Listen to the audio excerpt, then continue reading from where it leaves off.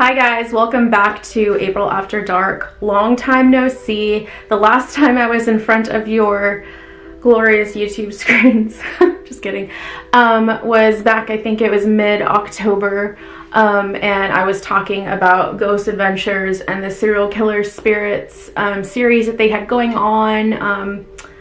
And I think I was talking about, I was really excited for them to show the Conjuring house and all that. So I wondered if you guys had watched any of that stuff back in October. And then did you see the new premiere of the new season this past Thursday? It was really intense, really exciting, kind of crazy and creepy and just very intense. And I love that they're airing it on Thursday nights now instead of Saturday. Not that I don't like Saturday, but like usually on Saturday I have plans or I'm out or I'm not able to watch the premiere of Ghost Adventures, and then there's all these tweets and all these information of people that have watched the show and they're kind of saying things, so then I don't know, it kind of spoils it for me. And on Thursday night I'm usually in bed at that time anyway, or getting ready to go to bed because I have work the next day. So I'm loving that it's on a Thursday now. So anyway, earlier in the year, if you guys follow me on Instagram at all, then you might have seen that I was posting. I don't remember if it was, I don't think it was Super Bowl weekend. No, it wasn't actually. I think it was a week before Super Bowl. It was January still. And Toby and I went back to Jefferson, Texas, known as one of the most haunted little towns in Texas. Went there over 2 years ago, and had an investigation at the Jefferson Hotel, which now is closed down. It is under new ownership. They just haven't renovated anything. Hopefully they don't change a lot of what's going on inside, since it is haunted, and that's kind of the charm of the place, is keeping the old Victorian style appearance, just like the other hotels have. So I wanted to go stay at that hotel, and literally this was last minute decision to go back to Jefferson. So I did try to go back to that hotel, and that's when I kind of did some research and found out that it was closed and not available for me to go and stay there. So the next place that I looked at was the Excelsior House Hotel, which is literally catty corner across the street from the Jefferson Hotel. You can see it from looking out the window. You could probably get there in 10 seconds if you were to walk outside. You could probably get there in 10 seconds walking. And the Excelsior House Hotel, there are certain rooms that are well known to be haunted. This is a hotel that does not like to embrace that it's a haunted hotel.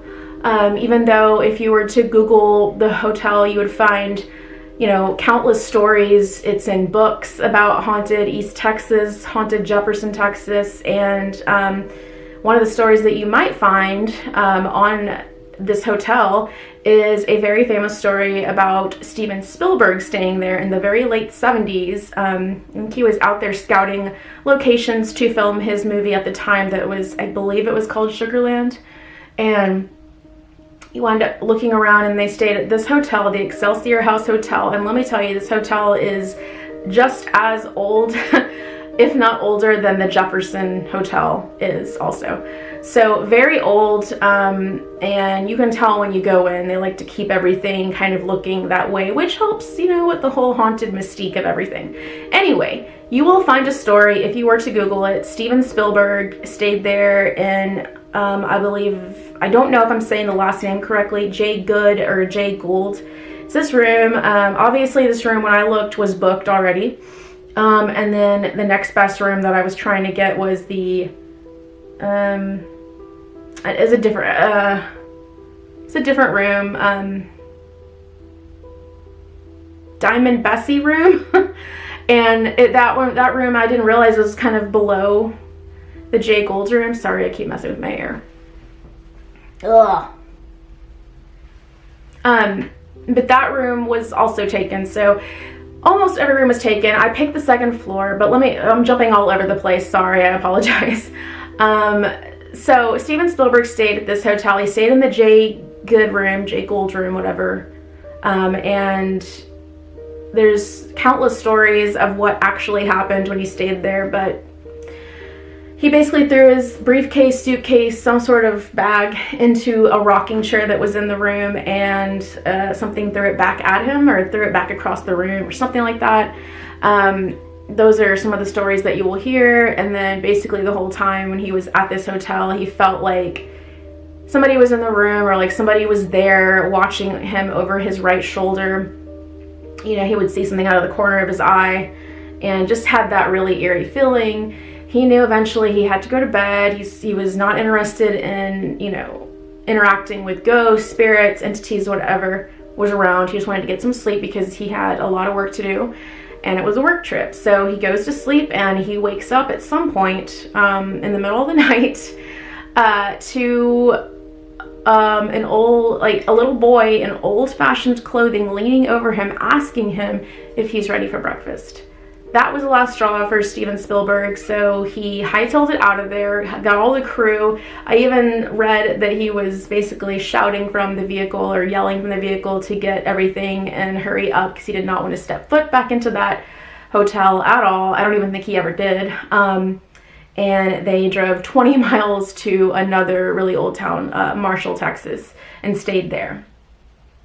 So that is one of the stories that you will hear about Steven Spielberg staying there. And then it was later known that he wrote the screenplay for Poltergeist. So it's kind of, in some small way, reminiscent of Stephen King staying in the Stanley Hotel and then later writing The Shining. But Stephen King, you know, makes it really well known that he wrote The Shining after, you know, it was inspired by his visit at the Stanley Hotel. That's never been confirmed for Steven Spielberg, that he, you know, was inspired to write Poltergeist after staying at these, you know, this hotel, the Excelsior House Hotel. But it's, you know, convenient timing, and it's kind of fun to think that he did, you know, especially if you're staying there and you want to do an investigation like we were. Well, all the rooms were taken that I wanted to stay at. The layout of the hotel is not at all what you would expect, not all what I thought. So it's kind of funny. The trip wound up being a fail as far as, you know, getting evidence and investigating, but it was still fun all in all, and I'm still glad that we went, and I'm still glad that I had this experience, because it is just part of a paranormal investigator's journey to go somewhere and have nothing happen, or to feel nothing at all. And that's basically what happened in a nutshell. But I picked a room, looking at the website. It was a room that had I thought had a rocking chair in the picture. Maybe they moved the rocking chair. And it had a clawfoot tub, and all of that was inviting to me, just because I knew, I mean, a rocking chair is kind of something that is cool to have in a really old haunted room, because it could move very easily. A spirit could move it or whatever. And then hearing the story about Steven Spielberg, you know, I was enticed to pick that room. Plus, it said it was room, I think it was either room 213 or 215. I think it was 213. And on the key that they gave us, this little green key, it looked very reminiscent of the Overlook Hotel in the movie The Shining key. So I thought that was really cool and very charming for me. Spooky charming. Anyway. So it said it was on this, you know, room, whatever, so it was on the second floor, and I had read, and let me tell you, I will not get into all the stories about this hotel. There are countless stories of different spirits, different experiences, and I'd rather go back there, because we will go back there. I'd rather tell you those stories while I'm there in the hotel talking about it, instead of right now. But one of the things that I had read was that there is a headless man that hangs out in the courtyard, and then he'll follow people up to the second floor. So that's why I picked the second floor. And of course we get there and this wing of the hotel is complete opposite direction of where the haunted rooms were that I thought that we were going to be closer to, being that it said second floor. But that's not how this hotel is laid out at all. I did go look at those rooms at some point early on in the visit, but this was not a situation that I could go exploring the hotel. It happened to be a quilting convention / quilting show weekend that day. We got there, so the entire hotel was booked. There were kids running around. The room that we got in the bathroom, as soon as we got in there, you could tell that the room adjacent to us, the TV was, up against the wall that was against our bathroom, and whoever was in there was watching TV. They had it booming loud, probably at the top volume, laughing hysterically at whatever was on. Must have been Comedy Central or something, because they had the worst cackle, one of the worst cackles I've ever heard, and it never stopped. It went on for hours and hours and hours, and I kept thinking, eventually we left and got dinner and stuff, and went to go look at some of the antique shops that were around, but a lot of them were, shut down for the day because they closed things down around 5:30 or 6, which is kind of strange, but it kind of makes the whole town be kind of creepy at night, walking around in the dark, and that was probably the creepiest that we felt this entire trip, was just exploring the abandoned streets of Jefferson with everything closed down at 5:36, and then the sun's going down because it's winter time. But we went and got dinner, and came back, and I kept thinking, I don't know how this is going to work tonight, because if I can hear that's kind of like noise pollution, hearing that television and the laughter and the talking and stuff. It's noise pollution. It's going to contaminate any evidence that I might try to capture, any EVPs, anything. And they're going to hear, worse, they're going to hear the spirit box. You know how loud those things are. And us, and then, it was not a good weekend. Did not know that it was going to be a quilting show. Who would have thought? And it was literally last minute. I didn't even have 6 hours to even plan this entire thing, and we weren't going to be there very long, but it was literally a last minute decision, whim, that we were going to go do this little haunted, one night getaway and just check it out. So it's fine. We still had fun.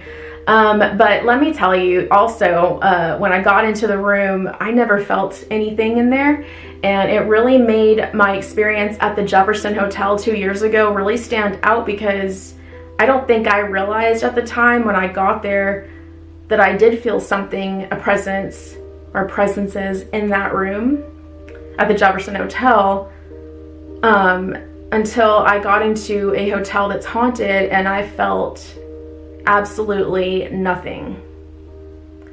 And I don't know how else to explain that, but I mean, going somewhere that is supposedly really haunted, and I think it is, but I also, I wasn't worried about picking a room that isn't known to be haunted, because I don't think spirits just stay in one area unless it is a residual haunting where they just keep replaying the same memory out over and over, and they're not even really aware of what's going on. Supposedly, we don't really know what they're thinking, but I thought it's worth a shot, second floor, whatever.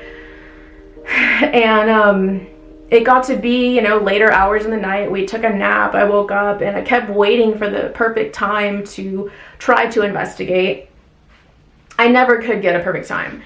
The TV was still on. I had to shut the bathroom door, because I could hear it, and if I were to have something recording, it would have picked that up, and it would have been false evidence. But I heard people outside, it was a little light rain, but I heard people like outside in the middle of the night, laughing, talking really loudly, like they had been out, had a few drinks, and so they're really loud and obnoxious. And then they, I heard people walking up the staircase, very loudly, and then I heard somebody with a child and laughing and stuff, and I just kept thinking, this is just not a good time to investigate, because I don't trust that somebody outside is not gonna hear me saying, "Can you make a noise for me?" And then, people making fun or knocking on something. I just I didn't feel anything, for one. I even tried to have my own, welcome, hey, hi, my name is April, this is Toby, and, if anything is here, in private, before I start pulling out cameras and equipment and, not respecting whatever is there. So I didn't ever feel anything. And I've been other places and felt something, and it didn't really stand out to me that I felt something in those places until I went to a place where I felt absolutely nothing, and that never changed throughout the night. Also, being that it was a last minute decision, I did not bring my chargers for certain pieces of equipment and batteries, and I just didn't feel, all signs were pointing to just don't even, you're not going to get anything. I mean, I didn't feel anything in there. It's kind of like sitting in a truck driving and turning on a spirit box. Like, what are you, you're gonna catch a radio signal. But it was still fun, you know, fun trip, and I'm still glad that we went. Now that you know, it's just part of investigating. You're gonna go places, you're not gonna always capture anything, you're not even always gonna feel everything. The place was packed at capacity. I didn't know that. I didn't know it was gonna be a quilting show weekend either, which is kind of funny. But Ms. Toby and I have a history of going out of town on weekends where it's just kind of an obscure weekend for different things. I mean, even the weekend that we got engaged was like that, which I didn't know I was getting engaged, but it's a funny story to tell at some point. But yeah, same thing with this. Didn't know it was going to be a quilting show and whatnot, and I didn't even know the Jefferson Hotel was closed down. So there you go. If you never saw me take pictures of anything, that is why. Never saw any investigations or me talking about it at all, that is why. It was not ripe for any type of paranormal investigating, and that is just part of doing this, you know. And that just makes the times that you do experience something all the more amazing and profound. Anyway, I just wanted to let you guys know that I do have an investigation coming up sometime this year. I've just got to do some planning, and Toby and I are going to be doing this. It's not a place that, it's a business, and it's a friend of ours owns it, so it's not something that like I can tell you really where it is or much more about it until I learn more about it, and I can probably get into the nitty-gritty of all of that whenever it's coming close to happening. But that is coming up, and that is local, so I'm very excited about that. And it's probably a situation where we can stay overnight. It's not sleeping, it's not a place that you could even sleep at, it's a business. So I'm excited about that. And then obviously we will go back to the Excelsior House Hotel in the near future. Alright guys, I hope that you are enjoying 2020. As always, have a very creepy night, and I will see you guys next time.